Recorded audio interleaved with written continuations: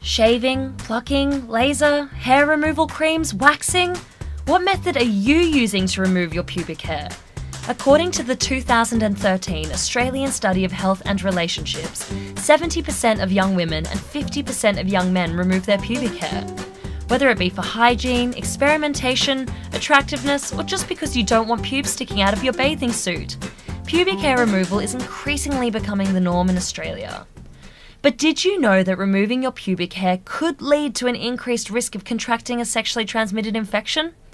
Dr. Spring Cooper, an associate professor at the CUNY School of Public Health, explains how.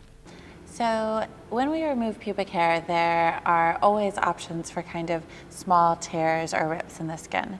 So anytime that there's an opening in the skin, whether it is an opening that's there already or a cut or a wound or any even microscopic tears, that's another opportunity for an infection to enter the body. Pubic hair removal naturally irritates and inflames the hair follicles, creating microscopic open wounds in the skin. These wounds expose the body to viruses carried by the genitals, such as herpes and human papillomavirus. However, it's important to note you can't get an STI simply from removing your pubic hair. When you're talking about pubic hair removal, there's the chance for increased STI risk once you're then having sexual activity with people. But you can't get an STI from the actual removal. So you can't, when you go in to have a laser appointment, you're not going to get an STI.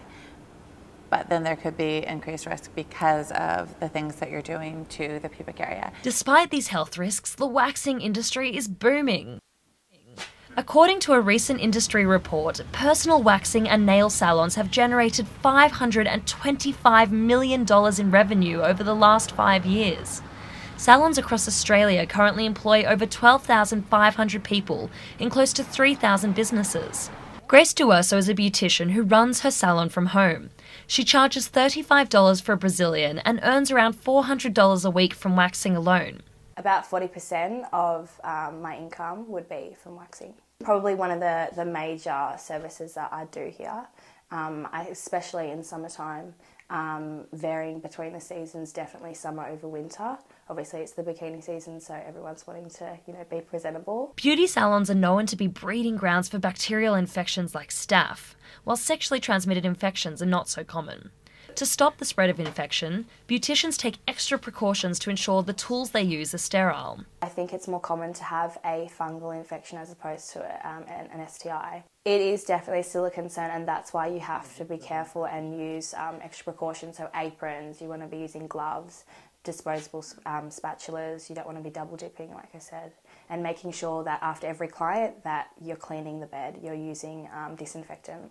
Lauren McAuliffe is an 18-year-old from Sydney who no longer visits beauty salons. After years spent waxing and shaving, Lauren decided last year to no longer remove her pubic hair. After time, I sort of realised that it doesn't actually matter. It's natural and it's normal to, have hair, and yeah, I'm just not comfortable with shaving or waxing anymore. It's freaking painful. Lauren used to remove her hair because it was the standard at high school and all her friends did it. However, she believes the time, effort, pain and money put into removing body hair just isn't worth the outcome. You look like an alien, it's just weird. You look like a prepubescent, not even a teenager. Whether you choose to keep it or lose it, there is no right or wrong option when it comes to pubic hair. While it can increase the risk of contracting STIs, the risk is something to be aware of, but measures can be taken to protect yourself whether you're hairy or hairless.